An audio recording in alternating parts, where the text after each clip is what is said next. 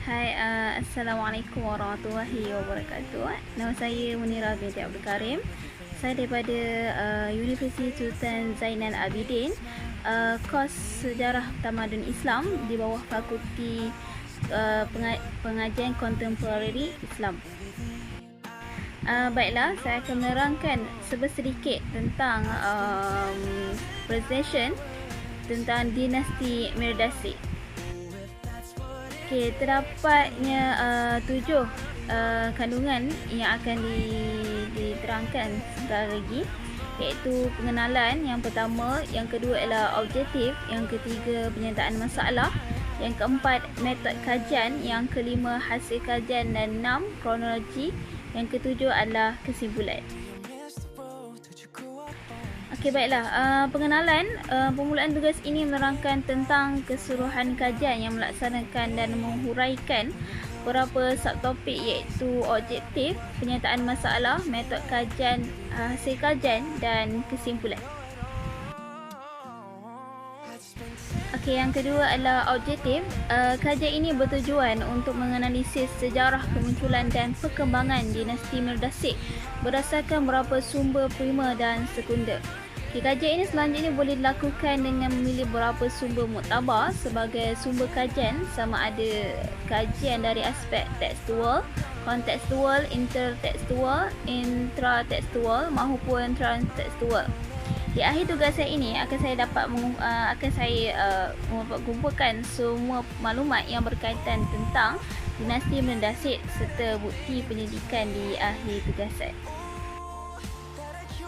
Okey, baiklah. Yang ketiga adalah penyataan masalah. Antara masalah yang dihadapi adalah sumber berkenaan dengan dinasti Mirdasik yang tidak dibincangkan aspek tekstual dan kontekstual, melainkan dalam perbahasan dan pencerkinan yang dilakukan. Mengkaji latar belakang dinasti Mirdasik dari segi kedudukan dan keadaan pemerintahan, dan akhir sekali menganalisis beberapa sumber primer sekunder yang telah digunakan dalam penyelidikan. Okay, baiklah. Metod kajian adalah metodologi kajian, merupakan kaedah teknik yang mereka bentuk mengumpul dan menganalisis data supaya dapat menghasilkan bukti yang menyokong suatu kajian yang dibuat.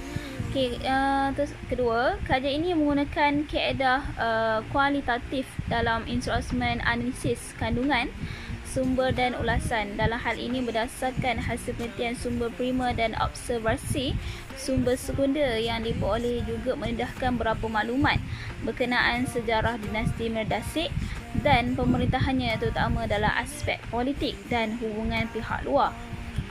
Sumber-sumber sekunder yang diperoleh dalam beberapa teks berbahasa Arab, Inggeris dan Melayu telah menghuraikan sejarah dinasti Mirdasik dalam skop lebih luas, mencakupi aspek politik, ekonomi dan sosial. Seterusnya, hasil kajian. Kajian yang seperti ini amat signifikan disebabkan perolehan sumber-sumber yang relevan dan penulisan berbentuk dalam kajian bibliografi berantonasi dan jelas dapat merungkai dan mencerkinkan data-data sejarah dinasti Mirdasik. Kajian ini turut bentuk satu ulasan atau kajian literatur secara holistik.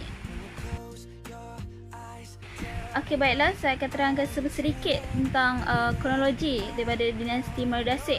Yang pertama, selepas penggulingan Hamadids pada tahun 1004, Aleppo telah diperintah oleh beberapa pembesar secara nominal tunduk kepada Fatimiyah. Saleh Ibn Mirdas mengambil bandar ini pada tahun 1024 Masihi.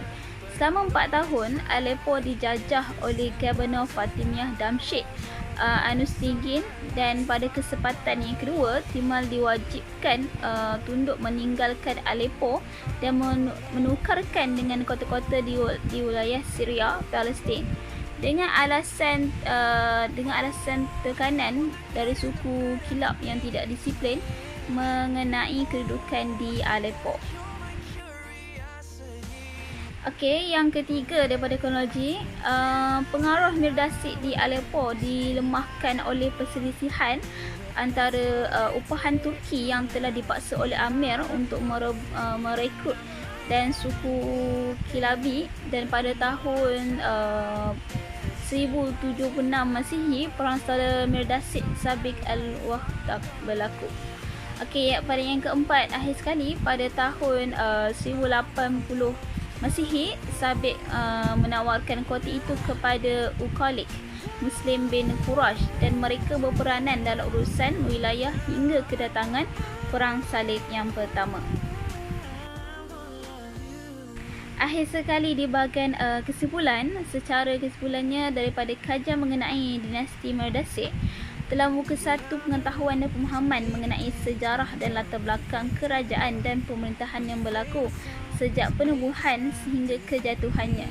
Data-data yang diperolehi juga daripada sumber-sumber dan kajian yang dilakukan telah membuah hasil dalam mencapai matlamat kajian ini. Itu saja daripada saya. Sekian, terima kasih. Assalamualaikum warahmatullahi wabarakatuh.